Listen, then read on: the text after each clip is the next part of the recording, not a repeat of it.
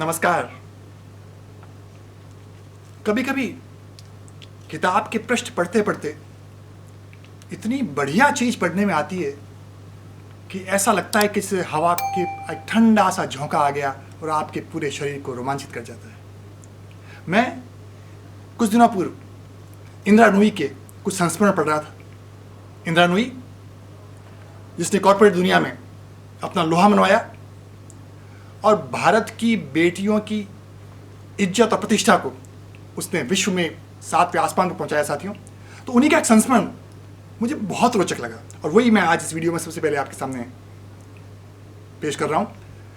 साथियों, इंदिरा नूई कहती हैं कि एक दिन वो अपने ऑफिस में बैठी हुई थी और जब ऑफिस में बैठी हुई थी अचानक उनके पास फोन आता है और फोन में एक संदेश आता है, कॉन्ग्रेचुलेशन मैडम, आपको पेप्सी कंपनी का प्रेसिडेंट आज नियुक्त किया जाता है और आप बोर्ड की मेंबर भी नियुक्त की गई हैं।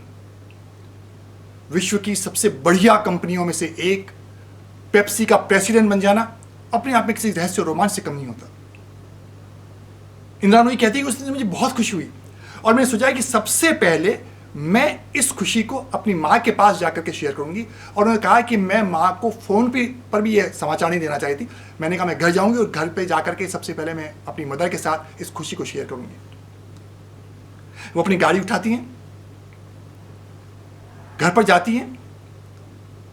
जो ही घर में गैरेज के दरवाजे से अंदर घुसती हैं, उनकी माँ कहती है, इंदिरा, दूध नहीं है घर पे, दूध लेके आ जाओ। इंदिरा नूई ने कहा कि अरे, अपने हस्बैंड का नाम लिया और उन्होंने कहा कि वो घर पे ही थे, आप उनसे दूध मंगवा सकती थी। उन्होंने कहा नहीं, वो बहुत थके हुए हैं। हर एक सासू की एक दिली इच्छा भी होती है कि अपने ससुर जी को, अपने दामाद को पूरा आराम करवाना चाहती हैं। उन्होंने कहा नहीं, बहुत थके हुए थे इसलिए मैंने उनको मना कर दिया। तो उन्होंने कहा यहाँ पर दो ऑर्डरलीज हैं, दो पियोन से, आप उनसे मंगवा सकती थी। उन्होंने कहा नहीं, आज दोनों पियोन्स के घर पे भी काम था, उनको भी मैंने जल्दी छुट्टी दे दी है, तुम जल्दी से दूध ले आओ। इंदिरा नूई ने सोचा कि सबसे बड़ी खुशी मैं आज सबसे पहले माँ के साथ शेयर करना चाही थी और माँ ने सबसे पहले आती ही काम मुझे बता दिया। खैर, इंदिरा नूई गई, 4 लीटर का दूध का केन लेकर के घर पे आई, केन को रखा और रखने के बाद में उसने माँ को कहा कि माँ, आपने आते ही मुझे दूध लेने भेज दिया। अरे आज तो मैं सबसे बड़ी खुशी को आपके साथ शेयर करना चाही थी कि मुझे पेप्सी कंपनी का प्रेसिडेंट बना दिया गया है। मां का जवाब सुनिए। मां ने सबसे पहले कहा, बधाई हो तुम्हें इस महान खुशी के लिए, लेकिन बेटा एक बात का ध्यान रखना कि जो भी क्राउन है, जो भी स्टेटस है, जो भी डेजिग्नेशन है, जो भी पोजीशन है, जब तुम इस घर में आओ तो सारे क्राउन, डेजिग्नेशन, पोजीशन अपने गैरेज में रख करके आ जाना। गैरेज में रख करके आ जाना और जब तुम अंदर आओ तो सिर्फ तुम बेटी के रूप में आना, मां के रूप में आना, बहन के रूप में आना या पत्नी के रूप में आना। और मां ने कहा कि अगर तुम आगे भी बढ़ना चाहती हो तो हमेशा संबंधों की गरिमा और गहराई का हमेशा ध्यान रखना साथियों। और साथियों, इसी से जुड़ा हुआ अब एक दूसरा उदाहरण, महान व्यक्ति किस तरह से अपने पारिवारिक संबंधों को निभाते हैं। और आज की दुनिया में सबसे बड़ी समस्या ये हो गई कि हम जो जो ऊंचाइयों पर चढ़ते हैं, हमारे संबंधों में छिछलापन आने लग जाता है। अब दूसरा उदाहरण सुनिए साथियों, अमेरिका के भूतपूर्व राष्ट्रपति बराक ओबामा। बराक ओबामा ने अपनी बायोग्राफी में लिखा है कि रोज 1 से 1.5 घंटा मैं अपने परिवार के साथ बिताता था, जिसमें किसी तरह की बाहरी चर्चा नहीं। बराक ओबामा ने कहा कि मेरी बड़ी बेटी ने एक बार मुझे बहुत इंपॉर्टेंट बात बताई। उसने कहा, पापा, आप भले इस देश में राष्ट्रपिता बन जाएं, लेकिन घर में आपको पिता बन के रहना पड़ेगा। और अगर आप घर में पिता का रोल नहीं निभा सकते तो फिर राष्ट्र में राष्ट्रपिता के रोल का कोई महत्व नहीं होता है। सोचिए कितनी बड़ी बात थी। और फिर तीसरा उदाहरण साथियों, श्रीमती शीला दीक्षित, दिल्ली की भूतपूर्व राज्यपाल, भूतपूर्व मुख्यमंत्री, कांग्रेस की वरिष्ठ कार्यकर्ता, कहते हैं कि वर्षों तक वो अपने पोते पोतियों की स्कूल में जो पेरेंट टीचर्स मीटिंग होता है, उस पेरेंट टीचर्स मीटिंग में स्वयं जाती थी और स्वयं जाकर के 1.5-2 घंटे, वो जबकि वो दिल्ली की मुख्यमंत्री थी, उस मुख्यमंत्री काल में भी स्वयं जाती थी और 1.5-2 घंटे तक स्कूल में बैठ करके पोते पोतियों के साथ बिठा करके उनकी कॉपियों को देखती थी, उनके टीचर से मिलती थी और पूछती थी कि पोते पोती किस तरह से काम कर रहे हैं, उनकी पढ़ाई कैसे चल रही है, किस ढंग से उनका व्यवहार है। पूरी की पूरी रिपोर्ट टीचर से लेकर के हमेशा आती थी। कहते हैं साथियों कि जब तक आप संबंधों की गरिमा को नहीं पहचान पाते हैं तब तक आप एक अधूरे व्यक्ति रहते हैं। अब एक दूसरा उदाहरण, मैं साथियों एक बहुत बड़े पब्लिक सेक्टर अंडरटेकिंग के सीनियर एग्जीक्यूटिव्स के ट्रेनिंग प्रोग्राम को मैं कंडक्ट कर रहा था। एक सीनियर मैनेजर से मैंने पूछा, सपोज कीजिए आज आपका देहांत हो जाए, मान लीजिए आज आपकी मृत्यु हो जाए। 3 लोग हैं, आपकी पत्नी, आपका बेटा और आपका बॉस। आपकी मृत्यु के बाद उन तीनों लोगों से आप क्या सुनना चाहते हैं? एक एक लाइन में बोल दीजिए, एक एक लाइन में। उस एग्जीक्यूटिव ने कहा कि सर मैं मेरी पत्नी से सुनना चाहता हूं कि I have lost a really lovely husband. बहुत प्यारे हस्बैंड थे, बहुत प्यार करते थे मुझे, वही सुनना चाहता हूं। और मेरे बेटे से मैं सुनना चाहता हूं कि बेटा ये कहे कि पापा बहुत ज्यादा केयरिंग पापा थे मेरे, बहुत ज्यादा केयर की उन्होंने। दुनिया ऐसे पापा हर एक व्यक्ति को दे। और मैं बॉस से ये सुनना चाहता हूं कि that we have lost a real asset to our organisation. हमने कहा तीनों से ही सुनना चाहते हैं ना, क्योंकि मैं 4 घंटे पहले पहुंच गया था वहां पर। मैं सभी के कुछ पर्सनल रिकॉर्ड्स भी देख रहा था, ऑफिस के और पर्सनल फैमिली के रिकॉर्ड्स भी। मैंने सीनियर एग्जीक्यूटिव से कहा कि जिस पत्नी से आप ये सुनना चाहते हैं कि मेरे लवली हस्बैंड को मैंने मिस कर दिया है, उसी पत्नी को आप 4 साल पहले तलाक दे चुके हैं। जिस बेटे से आप ये सुनना चाहते हैं कि मेरे पापा केयरिंग पापा थे, वो अब बेटा आपके साथ नहीं रहता है, अपनी मम्मी के साथ रह रहा है। और जिस बॉस से आप ये सुनना चाहते हैं कि बहुत बड़ी एसेट को हमने लूज कर दिया है, मिस कर दिया है, उसी बॉस ने पिछले 3 सालों में आपको 5 मीमोस पकड़ा दिए। वो बेटा, वो पत्नी और वो बॉस कैसे आपको याद करेगा, किस ढंग से याद करेगा, ये आपकी खुद की सोचने की बात है।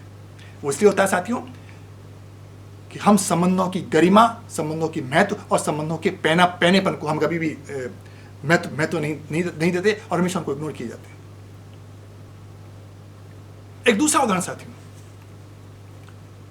अमेरिका में एक आदमी ने $2 लाख की कार जो सिर्फ 4 महीने पुरानी थी, उसको $50 में बेच दिया।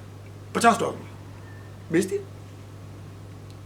पहले तो जो खरीदार था उससे पहले तो जांचने की कोशिश की कि जो बेच रहा है वो वास्तव में पागल तो नहीं है, लेकिन जब पता लग गया कि बिल्कुल होश हवाश में अच्छी तरह से वो $50 में बेच रहा है, जब सारा एग्रीमेंट हो गया,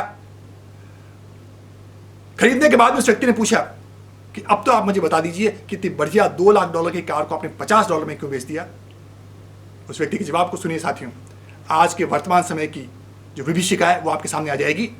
उस व्यक्ति ने कहा कि मेरे और मेरी पत्नी का डाइवोर्स का तलाक का केस चल रहा था, अब वो तलाक का केस फाइनल हो गया है और कोर्ट ने ये कहा है कि अब जो भी प्रॉपर्टीज आपने खरीदी दोनों ने मिलकर के उस सारी प्रॉपर्टी को बेच दीजिए और बेच करके आधा आधा हिस्सा कर लीजिए। मुझे नुकसान हो रहा है तो कोई बात नहीं, उस औरत को भी तो नुकसान हो रहा है, और वो जो औरत को मैं नुकसान कर रहा हूं उससे मुझे खुशी मिल रही है। सोचिए हम किस तरह के संबंधों को, किस तरह के संबंधों की एक नेगेटिविज्म को हम जिए जा रहे हैं। और इसीलिए कहते हैं साथियों कि संबंधों को ढोना मत सीखिए, संबंधों को जीना सीखिए, संबंधों को जीना सीखिए। एक पहाड़ पर एक पंडित जी अपनी पीठ पर धर्मशास्त्रों का कई पोथे लादे हुए चल रहे थे पहाड़ पर, और उनके साथ में एक 12 साल की लड़की भी चल रही थी। पंडित जी की पीठ पर किताबों का बोझा और 12 साल की लड़की के गोद में एक 3 साल का बच्चा। 1.5 घंटे तक दोनों बराबर चलते रहे। पंडित जी के सर पर पसीना आ रहा था। पंडित जी ने उस लड़की को कहा कि बेटा 1.5 घंटा हो गया, तुम्हारी गोद में बच्चा भी है, बहुत थक गई होगी तुम। बेटी का जवाब सुनिए। बेटी ने कहा भार और वजन तो पंडित जी आपको इन किताबों का लग रहा होगा, ये तो मेरा भाई है, इसका क्या मुझे वजन लगेगा। ये रिश्ता होता है जिस रिश्तों को किससे सीखा जाता है, किससे से जिया जाता है। तो साथियों जब आप रिश्ते को भार बनाते हैं, जब रिश्तों को ढोने का प्रयास करते हैं, तो रिश्ते नहीं रहते, वो मरे हुए रिश्ते हो जाते हैं। और मृत व्यक्ति में और जीवित व्यक्ति में फिर कोई फर्क नहीं रहता। और साथियों तो ये वाली बात थी। अब फैमिली बिजनेस में क्या हो रहा है, जो कॉर्पोरेट सेक्टर के लोग और जो इंडस्ट्री के लोग सुन रहे हैं वो इस बात को और ध्यान से सुन ले।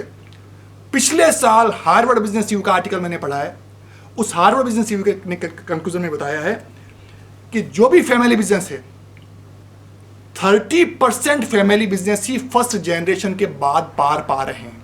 मतलब 30% बिजनेस जो हैं वो फर्स्ट जनरेशन तक ही सर्वाइव कर पा रहे हैं, उसके बाद सर्वाइव नहीं कर पा रहे हैं।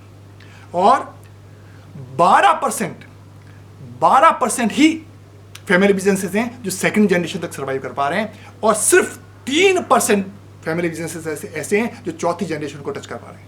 अब आप सोच लीजिए कि फैमिली बिजनेस में भी आप रिलेशनशिप को नहीं निभा पा रहे हैं, इंडिविजुअल रिलेशनशिप में भी नहीं निभा पा रहे हैं। और क्यों नहीं निभा पा रहे हैं? हार्वर्ड बिजनेस रिव्यू ने एक बहुत बढ़िया बात कही। उसने कहा जो फर्स्ट जनरेशन का जो व्यक्ति होता है वो एक सूर्य होता है चमकता हुआ, और उसके चारों तरफ सोलर सिस्टम चक्कर लगा रहा होता है। वो इतना बढ़िया होता है कि वो मेंटर की भूमिका निभाता है, पूरे सोलर सिस्टम को अपने आसपास केंद्रित करता है, संपर्क रखता है। लेकिन जो बाद की जनरेशन होती है वो जो है वो सन की तरह से तो काम नहीं करती, सूर्य की तरह से काम नहीं करती, वो एक सुपरवाइजर और मेंटर और सुपरवाइजर और ठेकेदार की तरह से काम करने लग जाती है। तो सारा बिजनेस चौपट हो जाता है और सब कुछ समाप्त हो जाता है साथियों।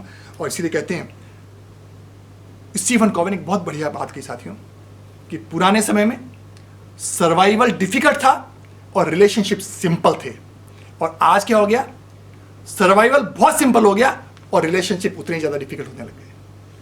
और इसीलिए साथियों कहते हैं, बहुत बड़े एक साइंटिस्ट हुए, मैनेजमेंट कंसल्टेंट हुए, gym Collins, $1 lakh per hour का लेते हैं ट्रेनिंग प्रोग्राम का। और जितने भी ट्रेनिंग प्रोग्राम में आप उनको सुनोगे, सबसे बड़ी बात जो ये कह रहे हैं कि अगर आप बिजनेस को या अपने आप को प्रॉस्पर करना चाहते हो, रिलेशनशिप को निभाना और रिलेशनशिप को जीना सीख जाइए।